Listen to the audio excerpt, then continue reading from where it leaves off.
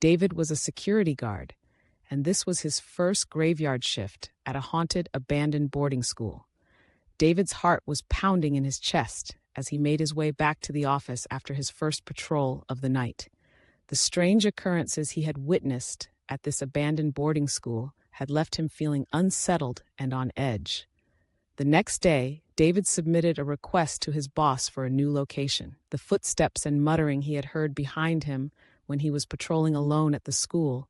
Startled by these strange noises, he often turned back and shined his flashlight to check at the surroundings. Nothing looked being disturbed or out of the ordinary. As he made his way to the playground, he saw the swings swaying by themselves, but there was no wind, no logical explanation for their movement. Then the giggling of the little girl filled the air, and David felt a chill run down his spine since no one else was nearby. As he walked through the exterior hallways near the classrooms, the shadows of the trees and buildings cast eerie figures on the walls. But then, he saw what looked like human figures running past in the shadows. The giggling of children echoed through the hallway, and it sounded like they were running right behind him. David's skin prickled with fear, and he shined his flashlight around, but there was no one there. The goosebumps on his arms rose as he quickened his pace back to the office after he completed his first patrol for the night with the DTECs. Then, the sound of a loud bang echoed through the hallway, like someone was banging on the doors of the classrooms. David's breath caught in his throat as he approached the locked doors and peered through the glass window. The darkness inside the classrooms was impenetrable, and there was no sign of anyone inside. Fear gripped David like a vice as he turned and ran back towards the stairs to the first floor. The panic in his chest was overwhelming, and he felt like he was being watched, like unseen eyes were following his every move. The creaking of the old building seemed to mock him as he raced down the stairs, his footsteps echoing in the empty halls. When he finally reached the safety of the office, David collapsed into his chair, his hands shaking. He couldn't shake the feeling of dread that clung to him like a shadow. The night seemed endless, and he knew he still had several more patrols to complete before morning. As he sat there, trying to calm his racing heart, he heard a soft whisper in his ear. It was so faint, he almost thought he had imagined it. But then, he felt a cold breath on the back of his neck, and he knew he was not alone in the office. With a trembling hand, David reached for his phone to call for his supervisor. But before he could speak, a voice whispered his name, sending chills down his spine. He turned slowly in his chair, his eyes wide with fear, but there was no one there. The room was empty, yet the presence of something unseen lingered in the air. All of a sudden, the light in his office started to flicker. As he gazed at the surveillance monitor, the screen that showed live footage of the exterior ramp outside the kitchen.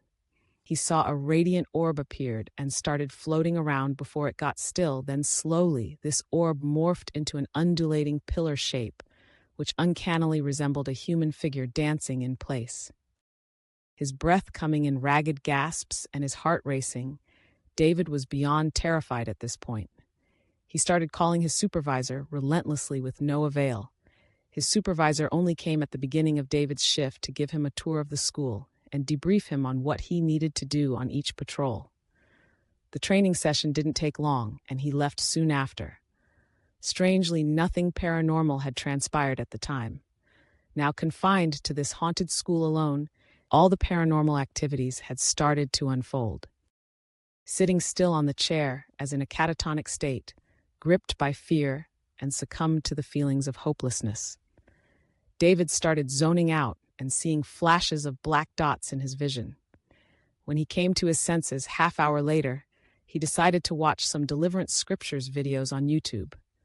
He genuinely believed the recitation of these verses could ward off the spirits, so he cranked up the volume on his phone while playing these videos. Completely engrossed by the Bible verses' recitations, he muttered a prayer for protection.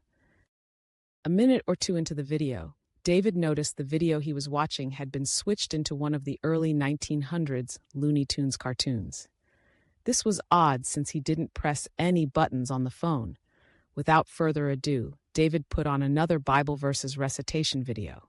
Like deja vu all over again, the video got switched the second time.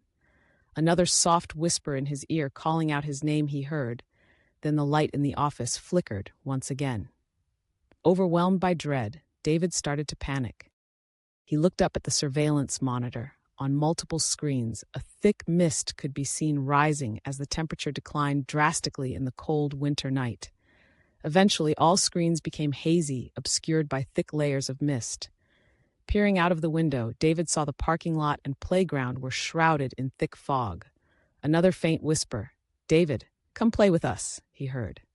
Water droplets were trickling down on the window panes, then out of the blue, an abrupt tapping sound, followed by the materialization of a tiny handprint.